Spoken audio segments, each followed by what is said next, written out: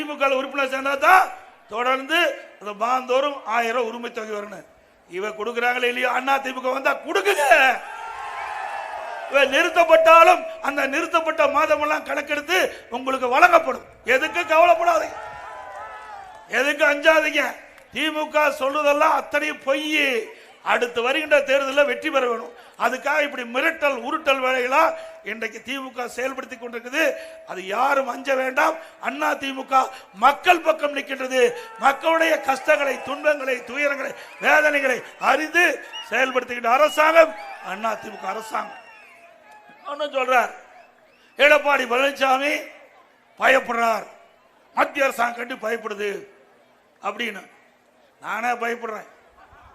பயம் என்ற சொல்லுக்கு தலைவணங்கிறது கிடையாது. ஸ்டாலினே, இங்க இருக்கிற அத்தனை விவசாயிகள் பெரும்பாலும் விவசாய தொழிலாளி. இது மம்முட்டி பிடிச்ச கை திரு ஸ்டாலினே ஏர் ஓட்டிய கை.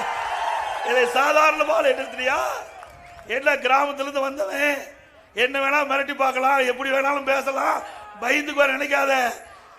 ஆட்சி அதிகாரம் எங்களுக்கு முக்கியம் இல்லை, மக்கள் தான் எங்களுக்கு முக்கியம். அந்த மக்களுக்காக எந்த தியாகத்தையும் நாங்களும் செய்யும். என்னோடு இருக்கின்ற அனைத்து இந்திய அண்ணா திராவிட முன்னேற்ற கழக 2 கோடி தொண்டனும் செயல்படுவோம்.